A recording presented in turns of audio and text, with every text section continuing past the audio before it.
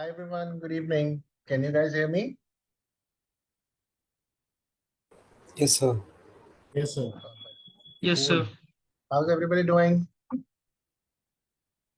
Cool. Thank you so much for joining in. I know it's a Sunday evening, not the finest of the times to start a session, but here we are. So my name is Mayank Kapoor and I'll be with you for the next 1.5 hours for the session. We'll be talking about some frameworks which you guys will be using later on during your career.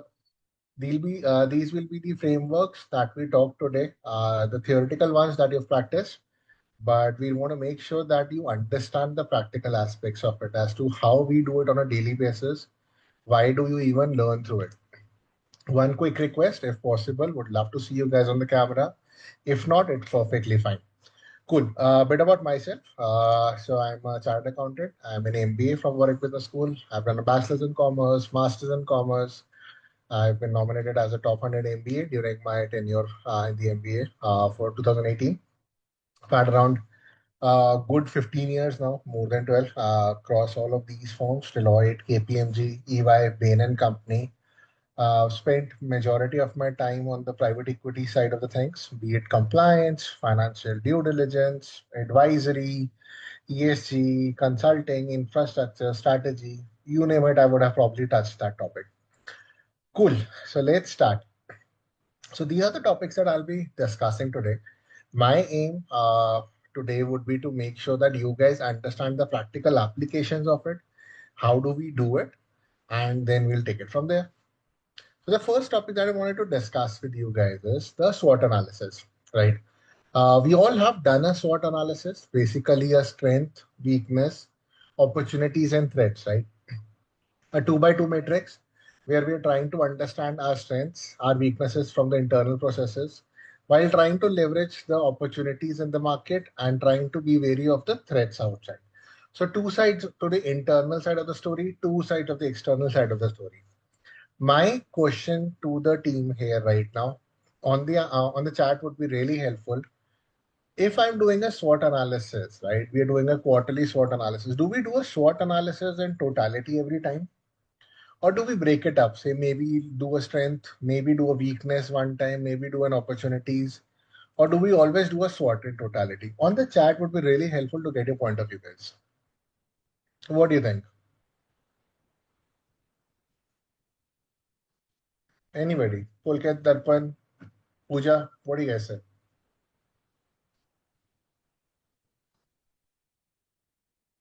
Totality. Dhruv says totality. Pulkit says totality. Cool. I'm getting totality as an answer.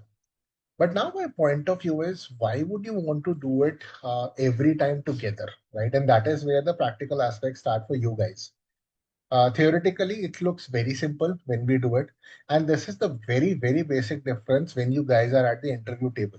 And this is the mistake which comes up from the top. Uh, Doing an analysis means spending a lot of money on resources, lot of money on doing a research again and again. And I need to be very sure, is it even worth the effort? Practicality is very different from theory here. And now practically, it is not necessarily that I do a SWOT every time. There are few areas and terms which we use on strategy consulting side. Number one is a leverage, where I'm only looking at my strengths and I'm looking at the opportunities. So what I'm trying to do is I'm trying to understand what are my internal strengths and I'm trying to leverage what are the opportunities in the market. That means so that I can elevate my strengths and get the maximum out of the market. The other side is the inhibitory, where basically I'm trying to look at what are my weaknesses and how does the opportunities in the market offset it. For example, a lot of car companies didn't have a semiconductor chips, but the demand for the SUV cars was very good. So they were able to offset their weakness in a way. Third becomes the vulnerability, where I'm trying to look at what are my strengths, but what are the threats in the market which is not letting me elevate my strengths. For example, Darpan goes to a market, says, I love this t-shirt. Darpan says, I want to buy it, the quality is so good. But the quotation mentioned on the t-shirt says, I love Pakistan. Can Darpan buy it? Maybe no, right? Because the threat to the market basically means that due to social factors, it is not going to be possible for him to maybe say, buy it and flaunt it in the market. Last becomes the problematic, where what I'm trying to do is I'm trying to look at my weaknesses and I'm trying to look at my threats together, which is basically happening these days thanks to the macroeconomic scenarios. Why do I do it? Is what I'm trying to understand is what additional resources do I need to include to reduce the threat in the market. That means I'm trying to reduce the problem areas for myself so that I can work towards it. A new mobile phone company, right? Say Apple is coming up with iPhone 17, they came up with a new version. Once they're doing that, yes, they do a SWOT analysis in totality. But again, if they're making some modifications, small changes every quarter, they don't need to come up with a SWOT analysis every time. That's why it's very important to see what are the areas that you want to focus on and what is the quadrant that you want to focus on. For example, this case study, right? I'll quickly brief you guys and you can just read through it as well. So there's a company called Research in Motion, BlackBerry, very famous. A movie came out of it as well.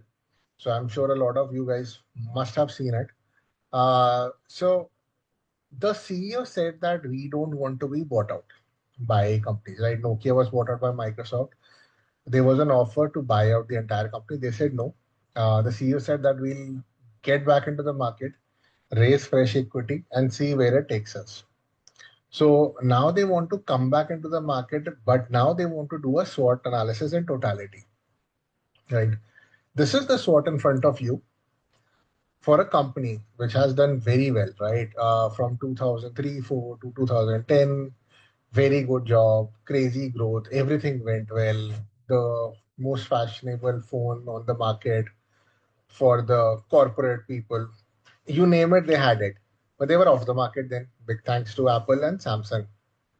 Now, this is the question in front of you that for a company trying to make a comeback, what could be the strength, weakness, opportunities, and threats? On the chat, let's start with strengths and see what comes up. And this is where the actual money is made, right? When you guys ask, right, I want to get into these top firms, I want to get to do this, make this much money. This is how the analytical mindset comes in. Now, what are the strengths that Research in Motion can really make it happen for them to come back into the market? Any guesses? On the chart is fine. Phone design, Shardul, very good. Dhruv says brand trust, brilliant. Pulkit says organized structure, workforce, brilliant. Aniket has the exact word that I was looking for, brand loyalty. Shalini also comes up with popularity. Excellent, guys. Okay, Darpan comes up with amazing. Nostalgia, nostalgic, right? This is exactly what happens when a mobile phone or any company which is trying to make a comeback can utilize its strength, right? It had a very good reputation. It had a very good design, which they could use the portability, the QWERTY keyboard. It was very famous. Their security was their USB. What WhatsApp is trying to sell these days, they actually had it, right? Their security, so that you couldn't read whatever's on the other side.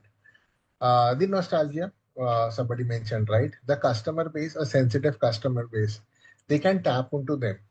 It might not be their primary phone, but it could be a good secondary phone for them to see what comes up and how is it actually working out. That is some of the internal strengths that BlackBerry could really use. But on the other side, right, the weaknesses, there is a lot for them to catch up on internally. Number one, their operating system is very, very old. They have to work towards it because they're competing with the big guns in the tech space, and they've been out of the market for over a decade. Leave aside 1 month, 2 months, it's been a decade for them. Second, the problem is there are so much new trends that have come in. So we don't know where do they take it from there. Third, the pricing strategy. Where do you price your product? That is the biggest challenge for them. Do you start competing with Apple, Samsung at 1 lakh, 1.5 lakh? Or do you take it notch down to 40, 50,000, 20,000? You don't know. And that is where the problem is because there is a sensitive customer base, but there is another side of the story where people say that you were out of the market for a decade. You could be out of the market again, right? But there are opportunities. It's a tech market. The trends are changing. There are new kind of things coming up every week. Leave aside a month now. So there are good things that they can do. So probably if they can anticipate anything new coming into these phones, they can work towards it. They can test the waters, see what people like, and try to come back with a good strategy. Number one, organizational structure. Somebody did mention it. They can really reject their org structure and have somebody at a credible position. They can have a good supplier network, a distribution network. They can probably increase their tech side of the story with their apps and features on the phone. But then there are threats as well, right? The outside threats will definitely come in from number one, the Apple, Samsung, and all of these. But it's not just the reputational risk. It's the risk that will hit them from their employee turnover angle as well. Because even if you hire the best coders in the world, they're not sure what's your long term sustainable strategy. And that is what the biggest challenge is for them. Because if you're working in BlackBerry and you get a call from Google tomorrow morning, you'll run for that offer. And that is where they have to understand how to tackle it. Now, when you've done the SWOT analysis, the story does not end here for you guys. Whenever you're trying to give somebody a feedback or you're giving them an answer to a client, the most important thing is you tell them what is the most important quadrant on which they should work on. Should they focus on strengths as a P1, on the weakness, opportunities, or threats? Just a quick check with the team here. What do you guys think would be that most important quadrant that BlackBerry should focus on right now? Okay. Hmm. Perfect. So I am getting opportunities, I'm getting threats, right? This is where usually the disparity comes in. I'll help you understand. The correct answer here is the opportunities. Now, threats, we say that we need to take care of the threats, we need to take care of the threats. Even if I tell all my coders that it's a 10-year contract, you'll be paid irrespective, the threat will not go away. It's not in my control. But what I can really do is I can leverage the opportunities which are there in the market for me so that I focus on it. I create a brand, I create an image, automatically the threats will start reducing for me. And that is what my ideal scenario and ideal focus would be. That focus on your opportunities, you know your strengths, you know your weaknesses, which is okay, which is going to be there, right? You leverage your strengths, but there are good opportunities in the tech space. Had it been a different industry, we could have had a different kind of an opportunity. But this is a game changer opportunity for them where they can really work towards it. An agentic AI phone, Gen AI phone, whatever can work around to make it work. They can use it. And that's how you leverage a SWOT analysis, right? So these were the 2 by 2 matrix, which really help us understand how do you understand what quadrant needs to be worked on. Then comes the other side of the story, which is called a 3P and a 3C and a 4P analysis.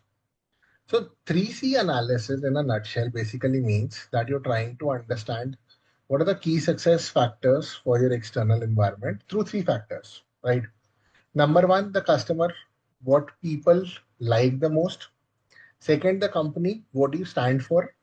Third, the competition, how big is the market, entry barriers, and so on and so forth.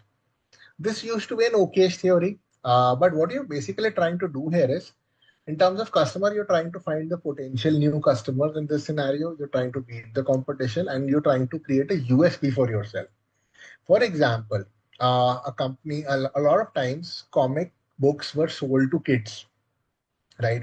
Archies and all of these ones. All of a sudden, people started realizing that there is a market above and beyond the kids, even for adults with disposable income, who's ready to spend money on these fictional characters.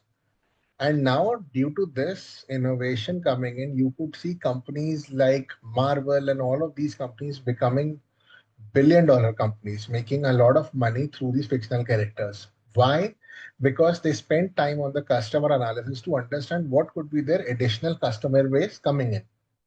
Similarly, there's a 4P analysis, which is called a marketing mix. A lot of marketing guys would know here in the cohort, right? Marketing mix basically means you're trying to analyze your the product side of the story. What is the product all about? Its USP. What is the price sensitivity or elasticity? What are the changes around that? Where do you sell it? The place, promotion. How do you sell it? Right. Looked okay on a theoretical aspect, but what has worked out for some of the companies, clothing companies here is that they used to sell leggings, right? There's one company which used to sell leggings a lot. The problem that they faced was people used to come up with a very specific color that I need this legging for this color, specific shade and everything. They couldn't stock it in all of their shops, and that was the biggest challenge. So what they did was they had a screen in each of the shops. You can just match it up with the clothes that you come up with, the color that you exactly need, and it will be delivered to your doorstep the very next day. That became a very, very good, successful point for them. The company is listed, doing exceptionally well right now. And that is how you understand how you position your product, how do you promote it, how you sell it. Sometimes people feel that displaying everything at a particular location matters the most, which is true. So some of the stores are strategically placed near the airports or railway station so that there are tourists who can buy it. Similarly, these are the scenarios you can understand how do you leverage it. But the bigger question that comes in is once we did a 3C and 4P, why are we even doing it? What's the end goal? I mean, a lot of you guys would already know it. Why do we do it? But what's the end goal here? And even before we reach to that, there was another analysis that chip in from a 3C and a 4P, which was Porter 5 forces. So Michael Porter came up with the analysis in 1979. You can see it here. He said that the biggest challenge right now that I see is that with 3C and 4P, there is a similar kind of analysis and answers coming in from every company. For instance, a company with 5% market share will also have a similar answer with for a company which has 85% market share. That means it doesn't change. So my 3C is also same. A new company also 3C, 4P is a similar answer. Then how are we really judging the external environment? And that's where he came up with the force concept. And people started asking, okay, help us understand now what are the five forces that you've come up with. So Porter said that if you have to judge your external competitiveness, use these five forces. Number one, competition from the existing players, understanding what your position is. For instance, if you're a market leader, you can judge the number and strength easily, and you can say where you are, probably top two or three. Fair enough. If the list is longer and you're at the last five or maybe four, then there's a lot of work for you to do. The other side of the story, competition from new entrants. How big is the barriers to entry in terms of capital investment, legal approvals, and so on and so forth? Again, if you're a leader, easier for you. But if you're a new entrant coming in, it's a long ride ahead in front of you. The third point was the game changer for me, to be honest. That was competition from the substitute product. What it basically meant, let's go with an example. A company called Kellogg's Cornflakes doing very well across the globe, right? The go-to breakfast item, cereal item, and God knows what. It did well in terms of competition from existing players, market leader. Barriers to entry were there. People coming up with different kind of flavors, products. They were beating them in their game as well. Everything worked well. One fine day, an advertisement came in from a company called Quaker. Quaker says that, hey, we are Quaker, we sell oats. Oats is a very healthy breakfast item. Try us out. People started trying it, they loved it. This gradually started moving from cornflakes to Quaker. That company started eating into its profit share. If you look at the Indian context, there's MTR, there's ID now, trying to sell ready to eat South Indian healthy food, again the breakfast item. You're again diluting the market. So the competition didn't come in from its own peers, but it came in from a substitute product. So you got to understand the likelihood of customers finding a different way to challenge you. And that is a very, very important point that Kellogg's missed here. Next, suppliers bargaining power. So say Pooja came up with a new company, right? Pooja says that, hey, I need a supplier for this product. So she goes and Pooja says that, okay, I need a very good terms and conditions which you gave to Reliance. So the supplier will say it's not possible because you don't have the credibility in the market, you are new into the market, and so on and so forth. And that is where the supplier's bargaining power comes in. Who has the edge when you're trying to negotiate here? And that is very important. If you're a very big player, you have the structure, everything sorted. people are generous in terms of the terms and conditions.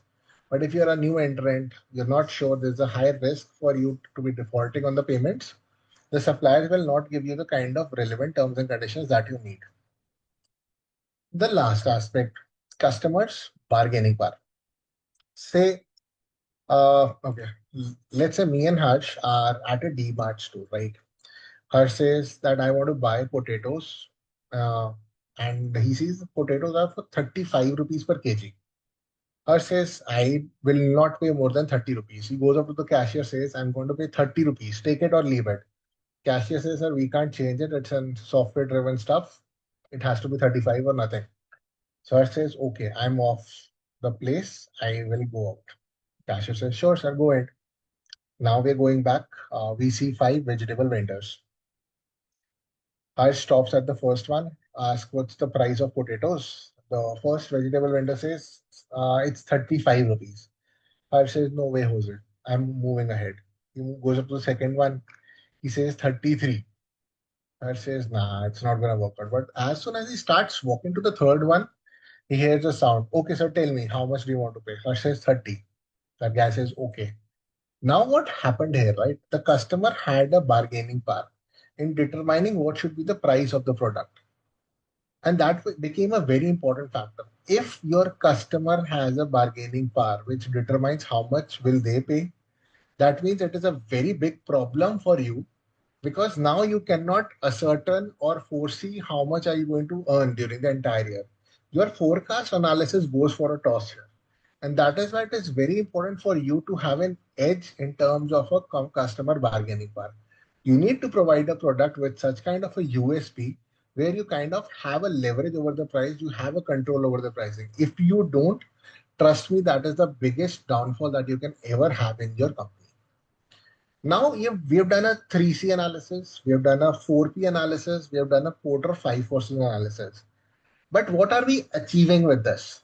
And that is where a concept which some of you guys might have heard is called a blue ocean. And that is what I'm trying to understand. Anybody on the chat who's heard the concept of blue ocean, red ocean? Anybody?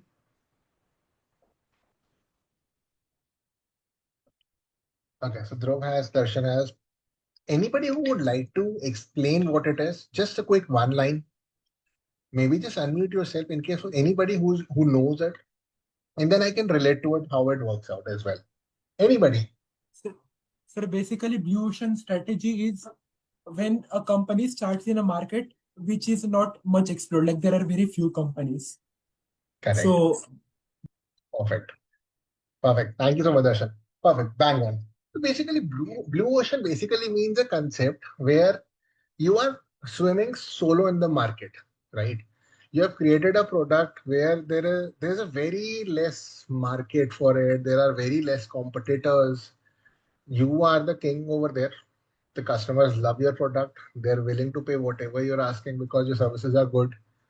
The suppliers will give you the relevant terms and everything goes in your favor because you are trying to create a different kind of product.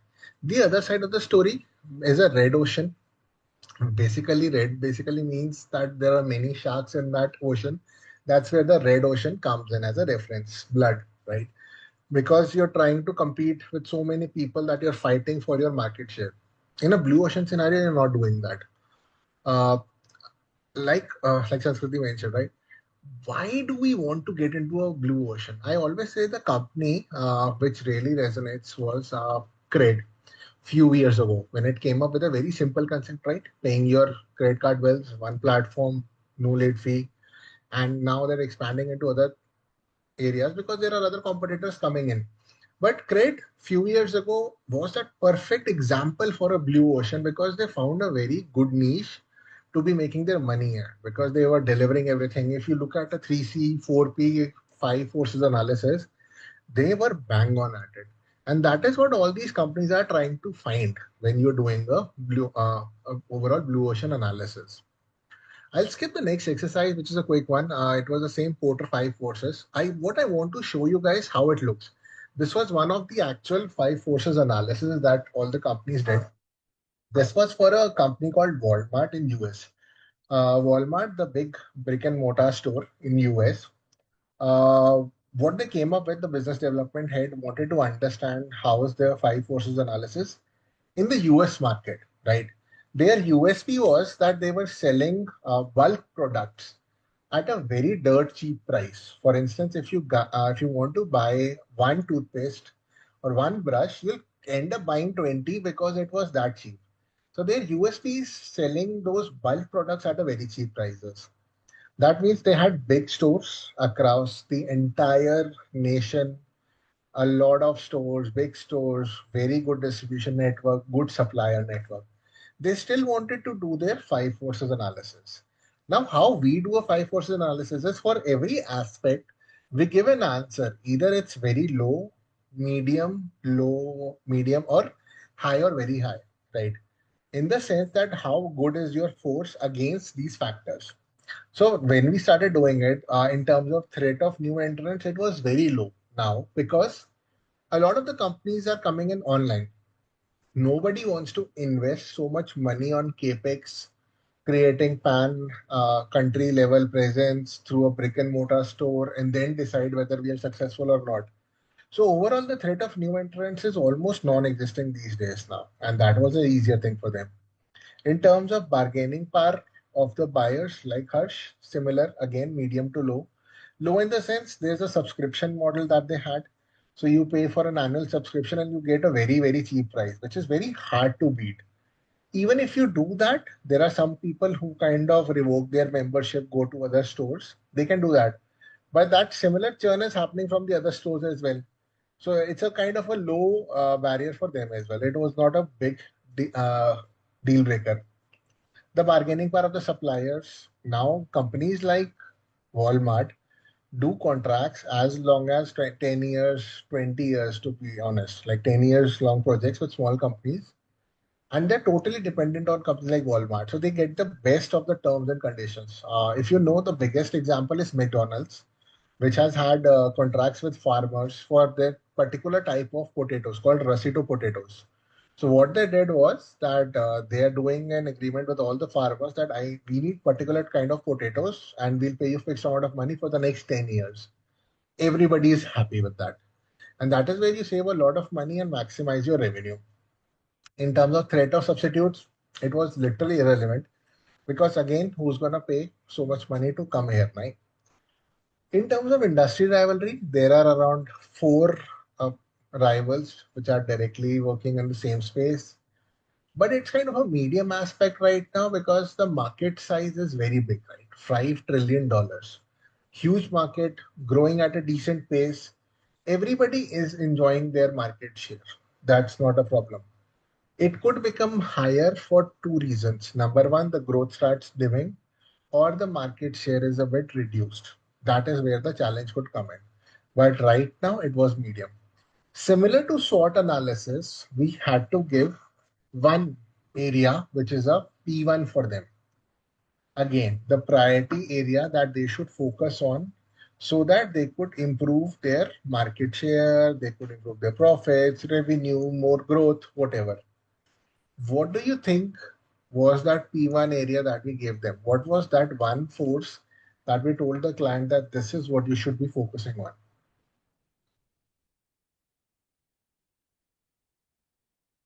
Would Had it been the threat of new entrants? Do you think it was bargaining power of suppliers, buyers, threat of substitutes, or industry rivalry? What did we tell Walmart to focus on? Anyone?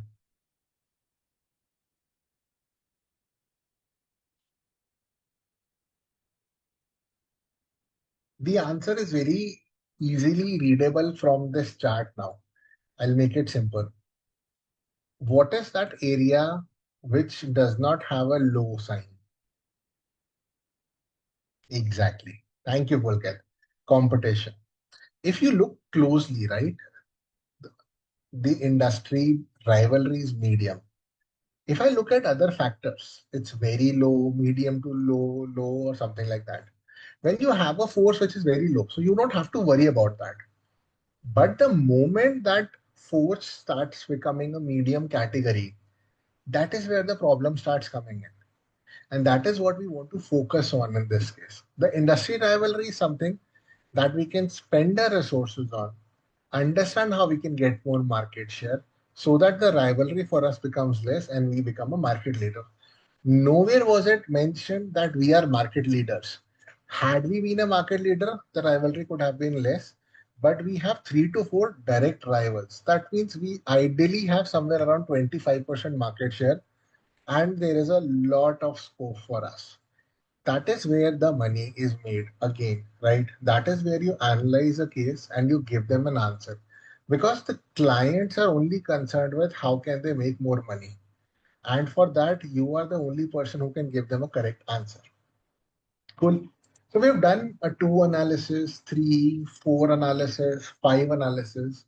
Now we'll increase the number, which comes up to a six analysis, right? This is called a pestle analysis. Now, pestle analysis says that you're doing the environment analysis, external analysis, everything, right? Which is fine. But you're missing out on a very big picture. And that big picture basically means that you're not looking at things from a global angle, macro point of view. As in, if you're trying to enter into a new industry, are you even looking at how does the politics work there? How does the financial situation looks like? And that is where a pestle analysis comes into picture. And it is a very important analysis for anybody who's into a go-to-market analysis. You would have read in a lot of job descriptions, right? GTM strategy, GTM strategy. This is a very integral framework which comes in from a GTM strategy point of view. What are the various areas that we focus on? Number one, the political areas, right? Is it a one party rule? Is it a democracy that we have? Can the rules change overnight? If the answer is yes, then it becomes difficult for us to assess things. If there is an SOP defined for any kind of a change, then we would be very happy and it is easier for us to establish a business. Second, economically, how is the country doing? For example, countries like Zimbabwe, Venezuela have had hyperinflation scenarios, which basically means that the currency is not stable. Its value is devaluing every moment, every day. Something that nobody wants to enter into. Social, again, Harsh went to buy that t-shirt, right? I love Pakistan. It's not going to work out here. Or maybe I love India for the other side of the story as well. So you got to understand if your product is good. Is it socially valued or not?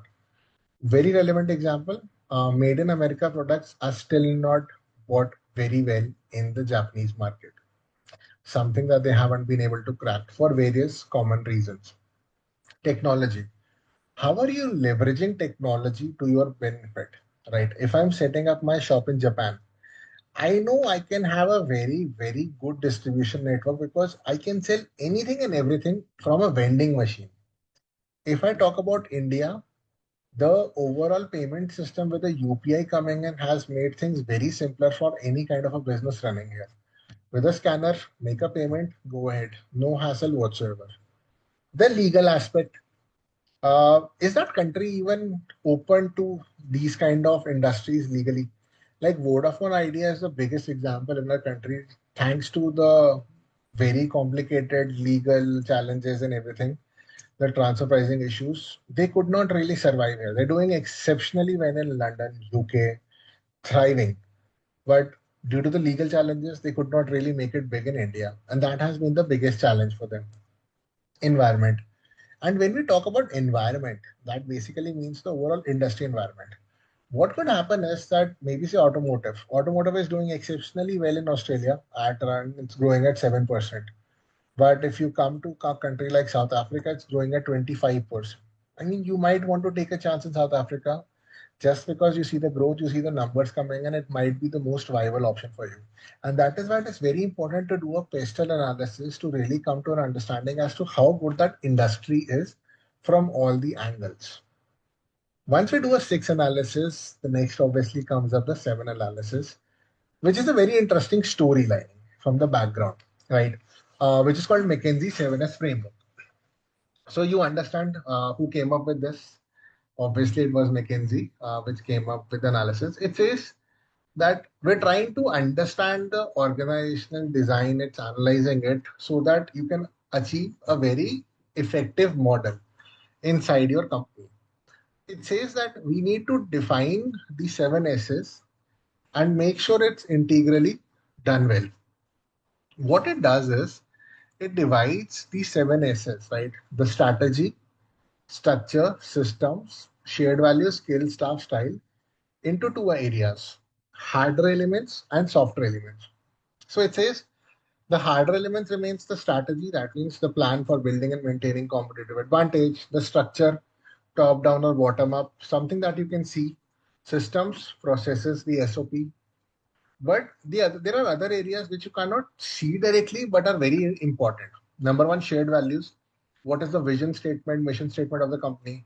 What are the skill sets of the competitors, of the workforce that you have? How good are they, their capabilities? What's the leadership style? Is it autocratic, dictatorial, transformational? For a lot, many years, I'll be very honest, this was an okayish framework, right? It kind of divides your seven S's into hard elements, soft elements.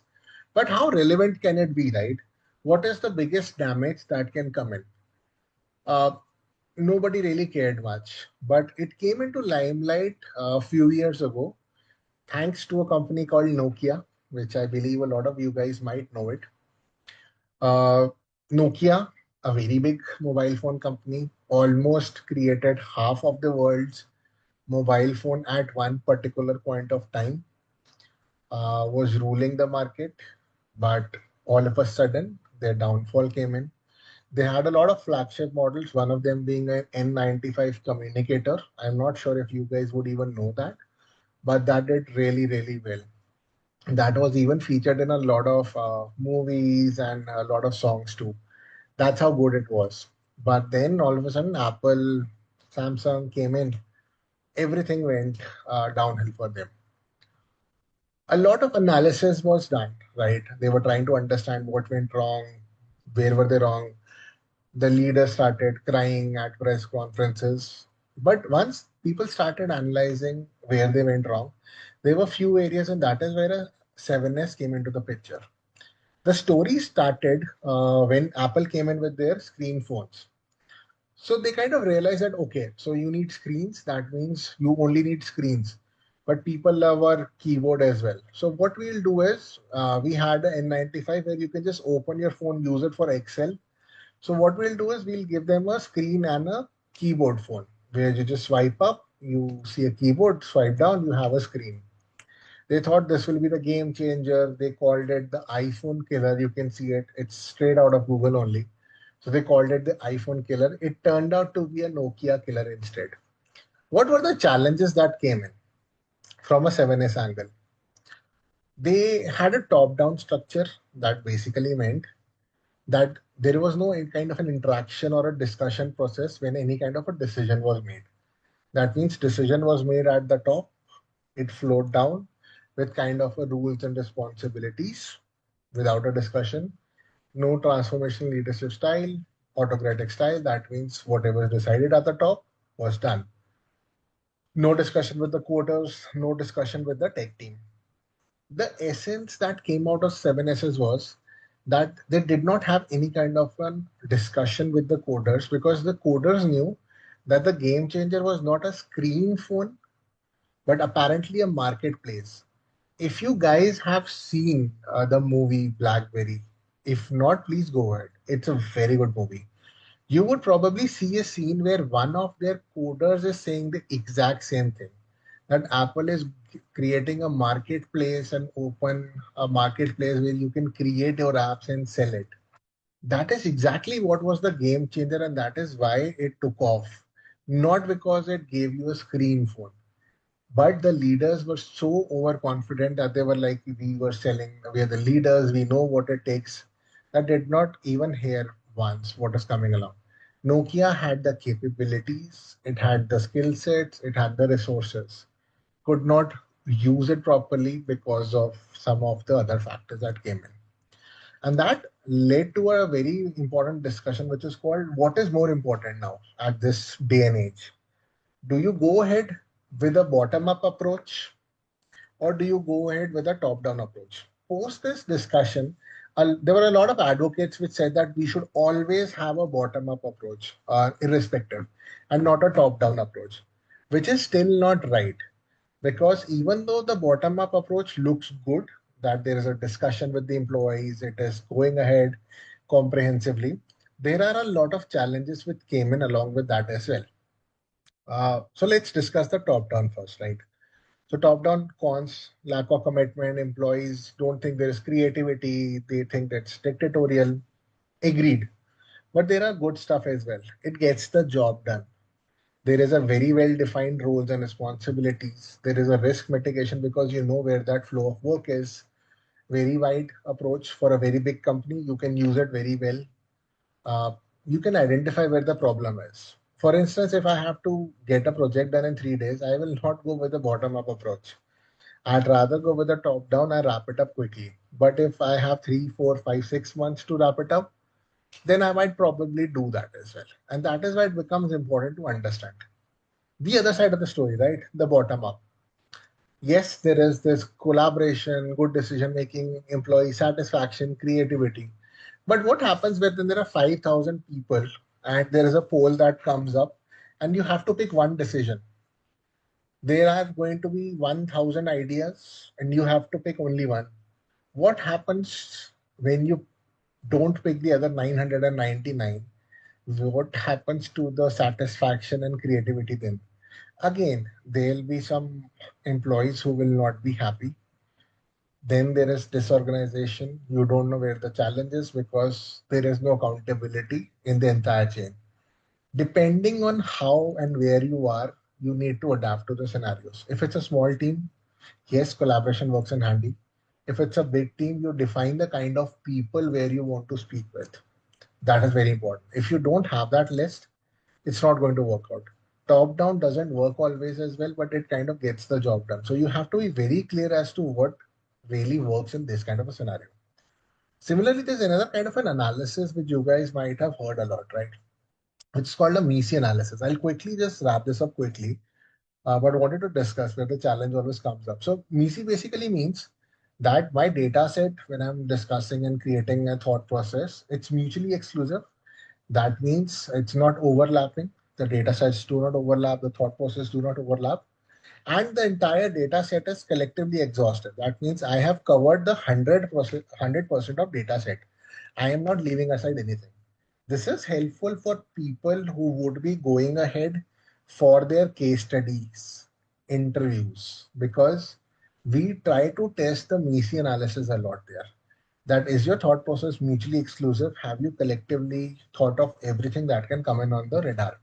For instance, if you have to pick and decide and group people below 50 years and above 50 years, there's one data set in front of you. There are two challenges. Number one, the group 1 and 2 here overlap. That means there is one group from 0 to 50. There is other from 40 to 70. That means there is an overlap from 40 to 50. The other set where there is nobody from 70 to 100. That means it's not a comprehensive set. And that is where the biggest challenge comes in for us. The better way to put it is that it should have maybe a 10-10 year set, 0 to 10, 10 to 20, 20 to 30, and so on. Or maybe 1 to 50 and 50 to 100. But it should have been exclusive and it should have been exhaustive.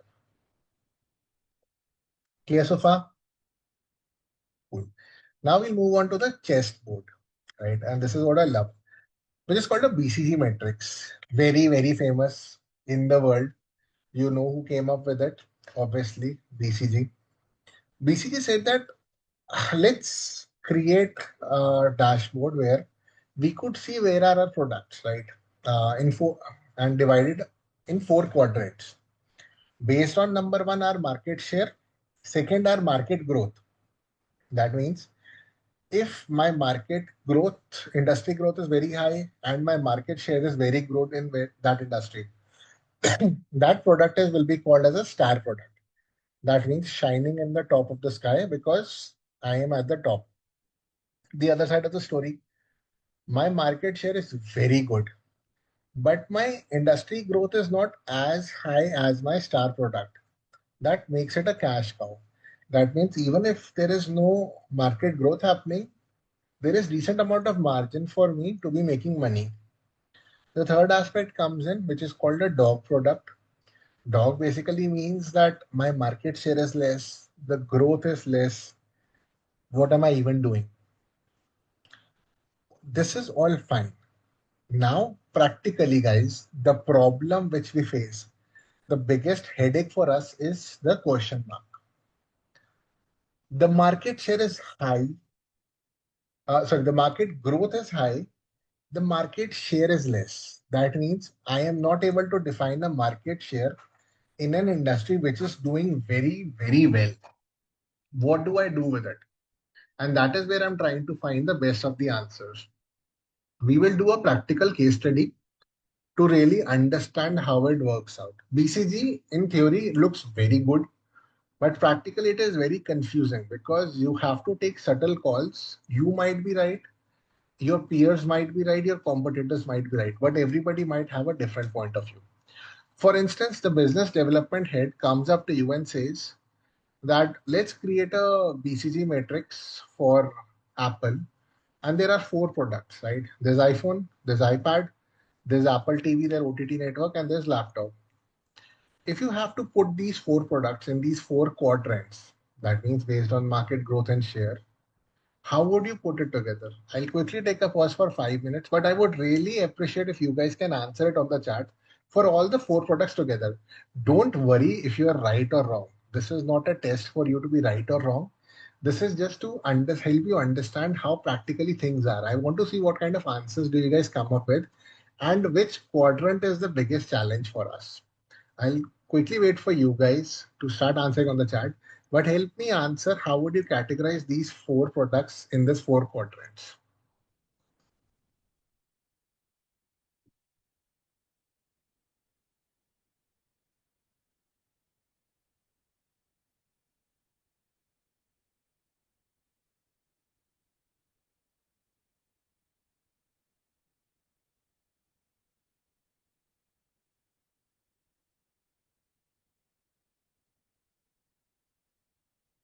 Cool. I've got one personal answer already coming in. I'll wait for everybody else to come up with their answer. Just a quick check, right? And that is where the interesting part comes in. Okay, I've got two answers now. The answers are running in now. Thank you. Cool. I'll start reading it now, right?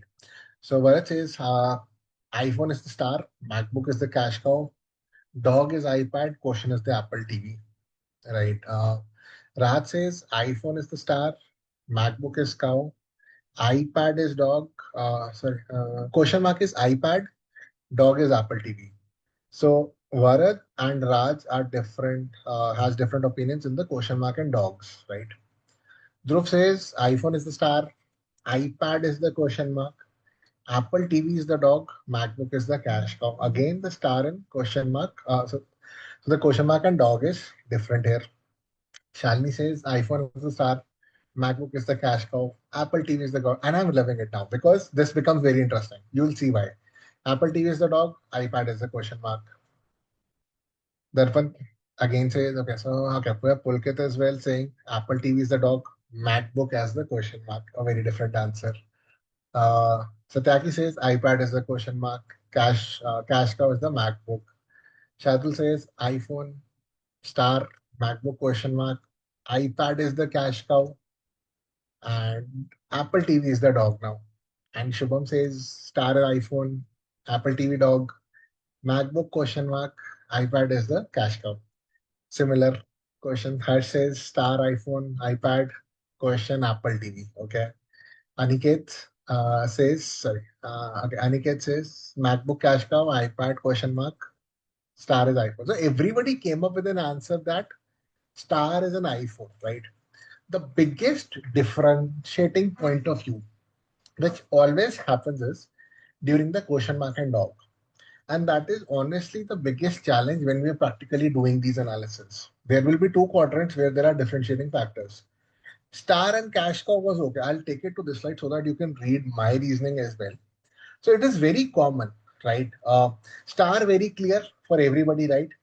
The market share is there. Everything is working fine. Market share is good. There you have a market lead. There's an advertisement coming for even an excessive space, for dog photographs, cat photographs, God knows. That means this is the star product, net and net. Cash cow, MacBook. The growth is good for laptop, but not as high as for a phone, right? But you have a market lead. Either you have a laptop or you have a MacBook.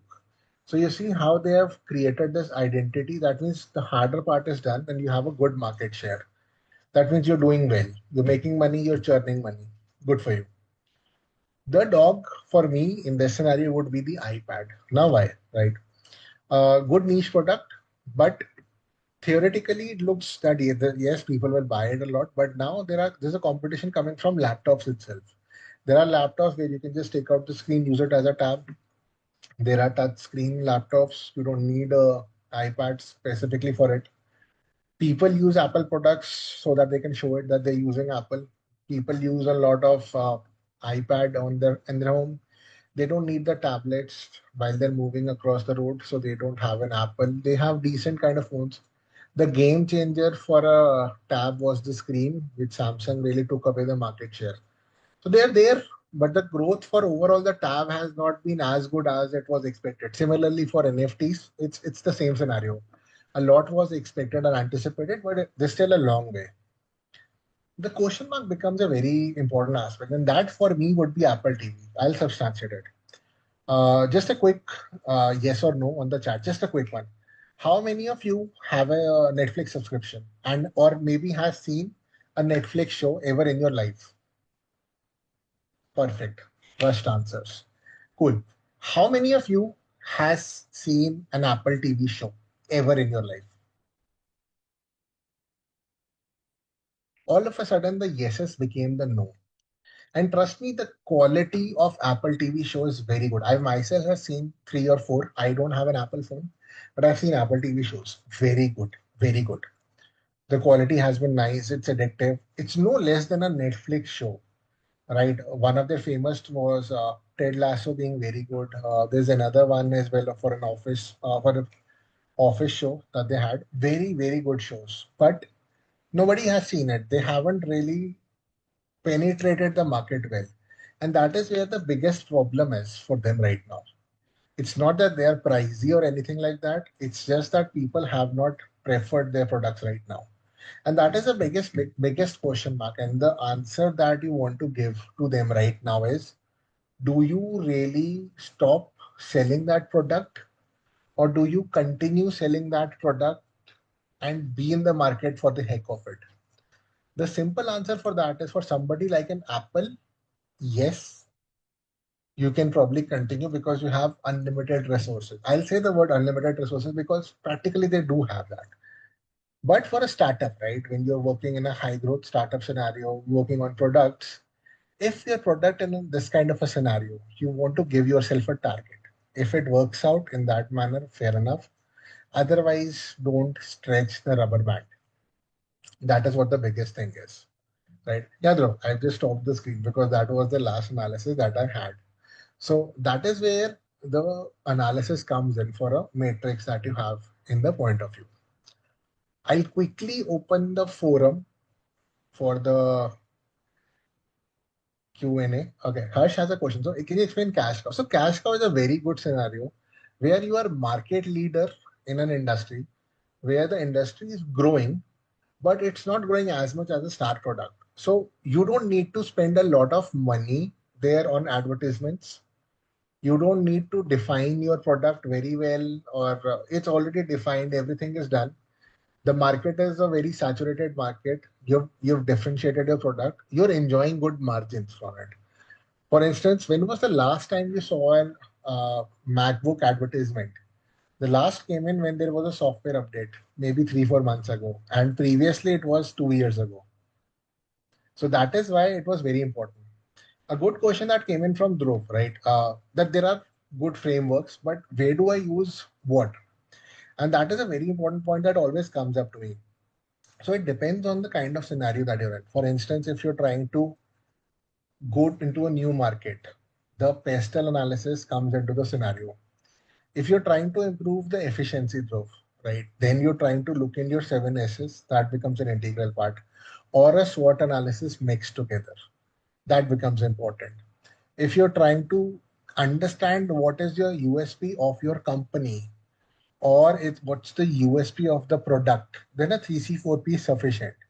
But in case you're going ahead to determine that I want to create a new company, for instance, Dhruv, you want to create a new company, you say that I want to understand what is the industry which is untapped, right? Which is the next big thing. For the next big thing, you'll have to do a 3C, 4P, and a 4 or 5 courses to understand. That's the point. Okay, so Harsh says, why can't Mac be as a star? For a very simple reason, the market growth, industry growth of a laptop is not as high as a smartphone. The growth rate was the deciding factor. That's why the Mac for me was a cash cow in that sense.